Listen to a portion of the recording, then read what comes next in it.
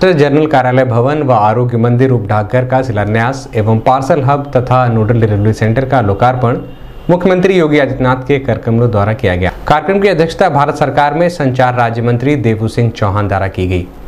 कार्यक्रम के दौरान मुख्यमंत्री योगी आदित्यनाथ ने पूरे विधि विधान के साथ भूमि पूजन किया। वहीं मुख्यमंत्री योगी आदित्यनाथ ने सुकन्या मंगल योजना के तहत पात्र लाभार्थियों में पासबुक का वितरण भी किया। मुख्यमंत्री योगी आदित्यनाथ ने कहा कि केंद्र व प्रदेश की सरकार लगातार सभी वर्गों का बराबर ख्याल रख रही है। ऐसे में लोग बड़ी संख्या में सरकारी योजनाओं का लाभ उठा रहे हैं। इस मौके पर सदर सांसद रविकिशन शुक्ला, भारतीय डाक विभाग के सचिव विनीत पांडे, महापौर डॉक्टर मंगलेश श्रीवास्तव, विधायक महेंद्र पाल सिंह, प्रदीप शुक्ला सहित अन्य लोग मौजूद रहे।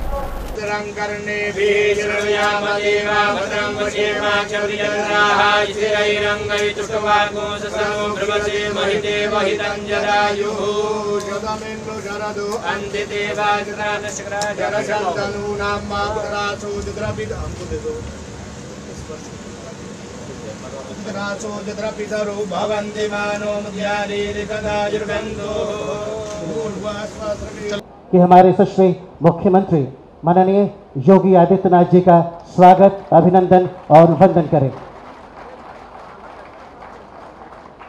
श्री विनीत पांडे जी, सचिव डाक विभाग, भारत सरकार, कृपया केंद्रीय संचार राज्य मंत्री श्री देवू सिंह चौहान साहब का स्वागत, अभिनंदन और वंदन करें।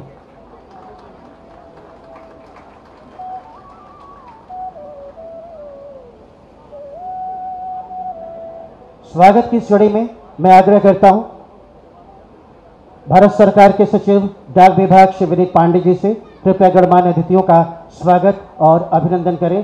श्री विनीत पांडे जी।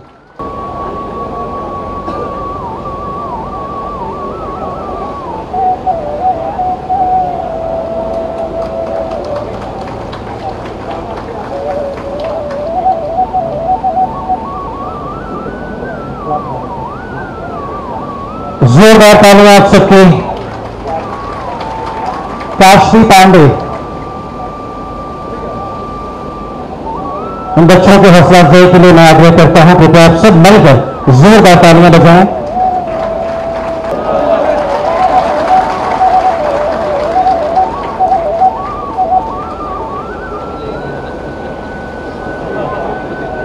ये अभिभावक हम सब के लिए प्रेरणा है।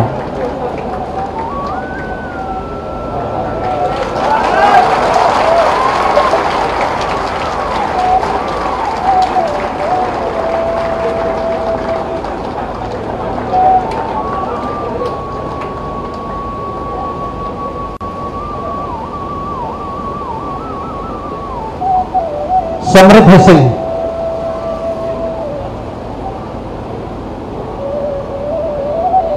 डाकघर एवं पार्सल हब भवन के शिलापट का बटन दबाकर अनावरण करें और हमें अनुग्रहित करें।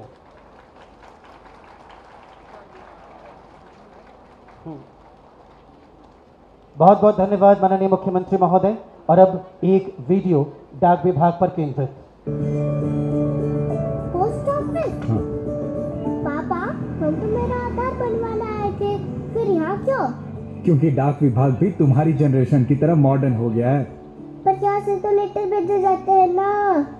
अब सिर्फ पोस्टल सेवाएं ही नहीं, पोस्ट ऑफिस भारत का सबसे बड़ा डिजिटल बैंक है और आधार कार्ड के साथ साथ पासपोर्ट जैसी सरकारी सेवाओं का हब। अच्छा। इतने बड़े देश में अभिव्यक्ति की स्वतंत्रता के साथ, लोकतांत्रिक मूल्यों के साथ 140 करोड़ के भारत में फ्री में यहां पर टेस्ट की व्यवस्था, फ्री में उपचार की व्यवस्था, फ्री में वैक्सीन की व्यवस्था, 220 करोड़ वैक्सीन की डोजेज भारत के नागरिकों को कोरोना की फ्री में प्राप्त होती है।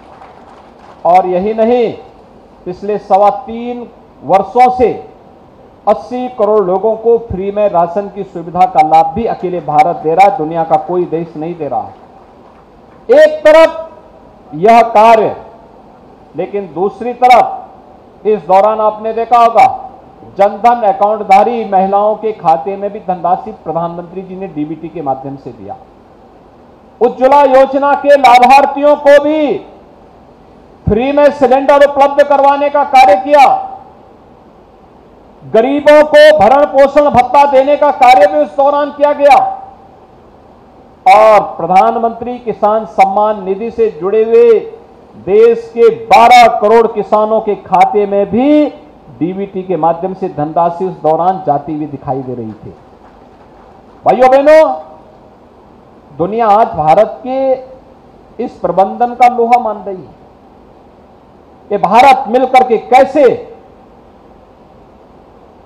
इतनी बड़ी महामारी जिसके सामने दुनिया की बड़ी बड़ी ताकतें पस्त हो गई, उस दौरान अपने नागरिकों को कैसे नेतृत्व दे रहा था, ये लोगों के लिए कौतूहल और आश्चर्य का विषय है।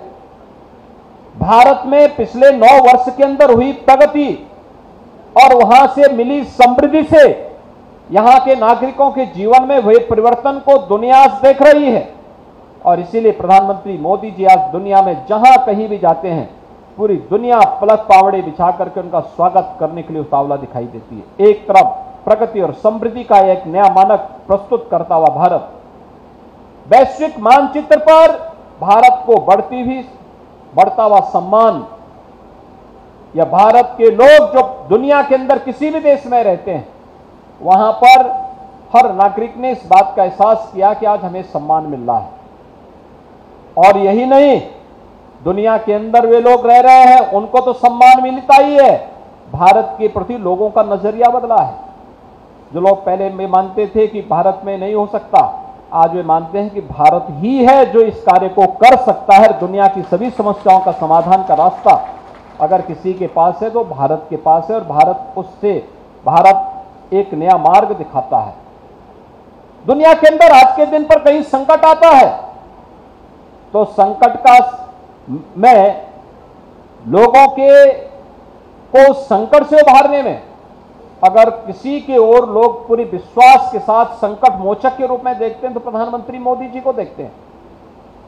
यानी एक नया भारत है, दुनिया के लिए भी संकट मोचक है और अपने नागरिकों के लिए भी सुरक्षित माहौल बनाने के साथ साथ उनको समृद्धि के पथ पर अग्रसर करने का कार्य भी कर रहा है। इंफ्रास्ट्रक्चर के क्षेत्र में हो, आंतरिक और बाह्य सुरक्षा के मोर्चे पर भारत को सुरक्षित देश के रूप में स्थापित करने का हो, या गरीब कल्याणकारी योजनाओं के माध्यम से लोगों के जीवन में आने वाला परिवर्तन, एक नए भारत की एक नई तस्वीर है।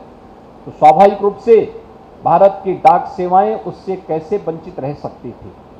व्यापक परिवर्तन हुआ है डाक सेवाओं में, और आज उसका एक परिणाम हम सब यहाँ पर पोस्ट मास्टर जनरल और आरोग्य मंदिर के उपडाक घर के शिलान्यास कार्यक्रम के साथ ही यहाँ पर पार्सल हब और नोडल डिलीवरी सेंटर के उद्घाटन कार्यक्रम के माध्यम से हम इन सेवाओं को देख रहे हैं। मुझे पूरा विश्वास है कि इन सेवाओं का लाभ न केवल गोरखपुर बल्कि पूरा पूर्वी उत्तर प्रदेश तो उठाएगा ही, रेलवे के साथ बेहतरीन समन्वय के माध्यम से गोरखपुर और पूर्वोत्तर रेलवे के माध्यम से पार्सल सेवाएं देश के अंदर जाती हैं, अलग अलग क्षेत्रों में जाती हैं। वे सभी इन सेवाओं का लाभ इस सेंटर के माध्यम से उठाएंगी। एक बार फिर से डाक विभाग को इन बेहतरीन सेवाओं के लिए हृदय से अभिनंदन करता हूं, आदरणीय प्रधानमंत्री जी के प्रति आभार व्यक्त करता हूं और विश्वास व्यक्त करता हूं कि माननीय श्री अश्वनी वैष्णव जी और माननीय श्री देवू सिंह चौहान जी के नेतृत्व में भारत का संचार विभाग और डाक सेवाएं आदरणीय प्रधानमंत्री जी की मंशा के अनुरूप डिजिटल क्रांति के माध्यम से आम जन को बेहतरीन सेवा प्रदान करने के उनके अपेक्षा के अनुरूप आम जन के जीवन में परिवर्तन लाने का कार्य करेगा। आप सबको मैं एक बार फिर से आज के इन कार्यक्रमों के लिए हृदय से बधाई देते हुए डाक विभाग को बेहतरीन कार्यक्रम के लिए अपनी बधाई देता हूं, शुभकामनाएं